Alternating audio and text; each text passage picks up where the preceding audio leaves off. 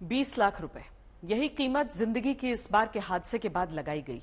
मुआवजा दरअसल वो मरहम है जिसे लगाकर सरकार और सरकारी व्यवस्थाओं को लगता है कि अपनी गर्दन वो बचा लेंगे। मुआवजे के बाद चंद मोहरों पर कार्रवाई का दिखावा किया जाता है और फिर अगले हादसे के इंतजार तक सब कुछ भुला दिया जाता है। लेकिन जरूरी है कि आप जवाबदेहों को पहचानें। दिल्ली एयरपोर्ट का संचालन डायल यानी दिल्ली इंटरनेशनल एयरपोर्ट लिमिटेड के अधीन किया जाता है, जिसमें सबसे ज्यादा 64% हिस्सा जीएमआर ग्रुप का है, 26% हिस्सा एयरपोर्ट अथॉरिटी ऑफ इंडिया यानी केंद्र सरकार का है और 10% हिस्सेदारी जर्मनी की एक कंपनी की है। दावा है कि पिछले साल इस एयरपोर्ट से 4,225 करोड़ रुपए की कमाई हुई। जहां T1 टर्मिनल के बाहर लापरवाही से गिरे छत के ढांचे ने एक गरीब ड्राइवर को मार दिया और 20 लाख रुपए उसकी जिंदगी के बदले मुआवजे का ऐलान करके और टर्मिनल के टूटे हिस्से को 2009 यानी यूपीए राज का बताकर पल्ला झाड़ने की तैयारी हो चुकी है। लेकिन आज सुबह जो दिल्ली एयरपोर्ट पर हुआ, कल उसी तरह का बड़ा हादसा जबलपुर एयरपोर्ट पर भी हुआ, जहां बस गनीमत रही कि किसी की जान नहीं गई, वरना कुछ भी हो सकता था।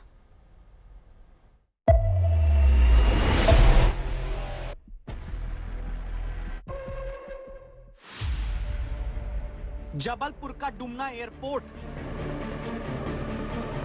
प्रधानमंत्री नरेंद्र मोदी ने 3 महीने पहले उद्घाटन किया।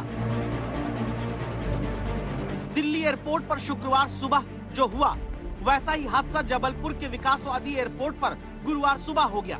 फर्क इतना रहा कि दिल्ली की तरह यहाँ पोल नहीं गिरा, सिर्फ छत की कैनोपी ही फटी। गनीमत बस ये रही, जबलपुर में किसी की जान नहीं गई। तो हुआ क्या, इस कार को देखिए। हालत ऐसी जैसे इसके ऊपर टनों भारी मलबा या कोई चीज गिरी हो।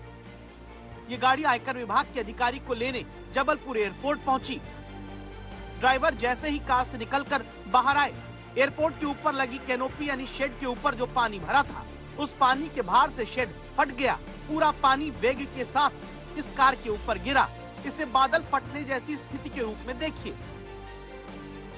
जहां एक साथ इकट्ठा सैकड़ों किलो वजनी पानी ऊंचाई से तेजी से गिरता है। कार की छत और आगे का हिस्सा चकनाचूर हो जाता है। एयरपोर्ट अथॉरिटी ऑफ इंडिया कहती है कि एक हिस्से में पानी भरने से ये सब कुछ हुआ। सोचिए, ये पानी अगर आम लोगों पर गिरता तो क्या होता? जो कार को तोड़ दे वो जनता का क्या करता? 455 करोड़ रुपए की लागत से जबलपुर एयरपोर्ट का विस्तार होता है और प्रधानमंत्री 3 महीने पहले ही इसका वर्चुअल लोकार्पण करते हैं। लेकिन जनता को समर्पित हुआ ये एयरपोर्ट जनता के लिए ही जानलेवा साबित हो सकता था। सवाल यह है कि जहां गारंटी के नाम पर सियासी वादे किए जा रहे हों, वहां 3 महीने में ही एयरपोर्ट के बाहर बनकर तैयार फैब्रिक वाली कैनोपी कैसे बारिश के पानी से चिंदी चिंदी होकर ढह जाती है। अब पता नहीं दिल्ली और जबलपुर की तरह देश में न जाने कितने एयरपोर्ट ऐसे हैं जहां कभी भी मानसून की तेज बारिश में छत गिरने का डर होगा। मंत्री कहते हैं कि अब सबसे रिपोर्ट लेंगे, जांच कराएंगे। This structure has been built in 2009 and what we have asked the DIAL, Delhi International Airport Limited also, is to do a verification inspection from their side, but we are not just leaving it up to themselves. The ministry, from the ministry we have DGCA also, which underlooks the safety aspect, so they will also be supervisioning this inspection and they will also give us a report. Delhi और जबलपुर के हादसे के बाद आज तक की दस्तक यही कि दिल्ली मामले में तय समय में जांच करके जवाबदेहों के खिलाफ एफआईआर हो। जीएमआर कंपनी और एयरपोर्ट अथॉरिटी के किन लोगों ने रखरखाव में ध्यान नहीं दिया, उनको सजा दी जाए। देश के हर एयरपोर्ट पर जांच हो कि उनके ढांचे कितनी बारिश को सह सकते हैं। सूरत बदलने की जरूरत तो दिल्ली में हर साल तब पड़ती है जब मॉनसून दस्तक देता है। आज सुबह दिल्ली में बारिश हुई। दिल्ली वाले हर बार बारिश आते ही कुछ देर के लिए बंधक बन जाते हैं और बंधक बन जाता है दशकों से दिल्ली का मिंटो ब्रिज भी। दिल्ली डूबे और मिंटो ब्रिज बच जाए, ऐसा होता ही नहीं है। अंग्रेजों के राज में 1933 में मिंटो ब्रिज बना। कहते हैं आजादी के बाद 1953 में भी दिल्ली की बारिश में इस मिंटो ब्रिज के नीचे पानी भरने का मुद्दा राज्यसभा तक में उठा था। साल बदलते गए, सदी बदलती गई, सरकार बदलती गई, लेकिन मिंटो ब्रिज की सूरत नहीं बदली।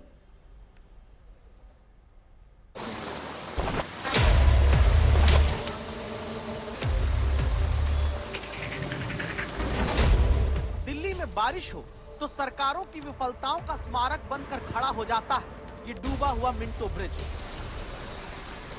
वो मिंटो ब्रिज जिसे डूबता हुआ आपके दादाजी ने कहो देखा होगा, आपने भी देखा है और अब आपके बच्चे भी देखेंगे, क्या पता चौथी पीढ़ी भी आगे देखे।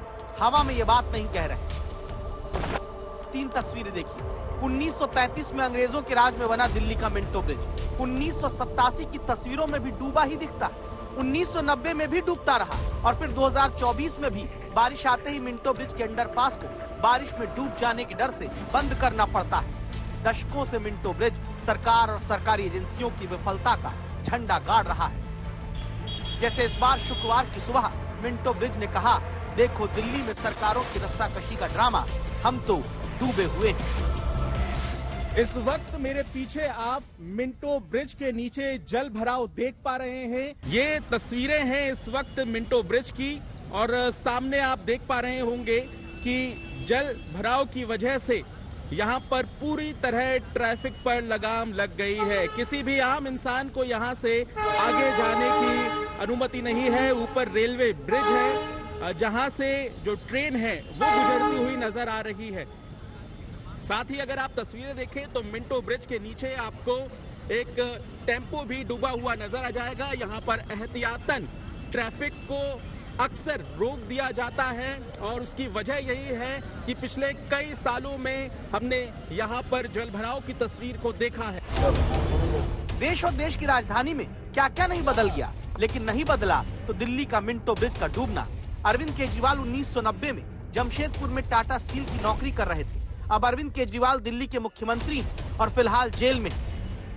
यानी अरविंद केजरीवाल की नौकरी करते भी मिंटो ब्रिज डूबता था और केजरीवाल के मुख्यमंत्री बनने के बाद मिंटो ब्रिज डूबता है। जेल जाने के बाद भी डूबता ही है मिंटो ब्रिज। वाटर लॉगिंग जहाँ पे हुआ है उसको ठीक करने के लिए हमारी सरकार काम कर रही है और सुबह से ही हमारे सारे मंत्री और विधायक, एमसीडी की मेयर सब लोग सक्रिय हैं। वो एक ऐसा स्थान है जहाँ हर बारिश में समस्या होती है। अब उसको जल्दी ही ठीक किया जाएगा, लगे हुए इस पे। 34 साल में दिल्ली में 7 प्रधानमंत्री बन के आ गए, 12 सरकार देश में बनी, 5 सीएम दिल्ली में बन चुके हैं, 9 बार सीएम शपथ ले चुके हैं। 1 सदी से दूसरी सदी आ गई, 3 दशक से मिंटो ब्रिज डूबता ही आ रहा है। इसके लिए आम आदमी पार्टी को ही जिम्मेदार बीजेपी ठहराती है।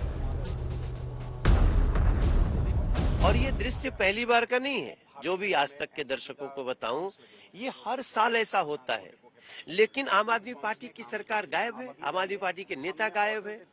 ऐसे निकम्मे लोग जो हर साल आने वाली समस्या को उसका भी कोई निदान नहीं निकाल पाते हैं, ऐसे लोगों को अपने पद पे बने रहने का क्या अधिकार है?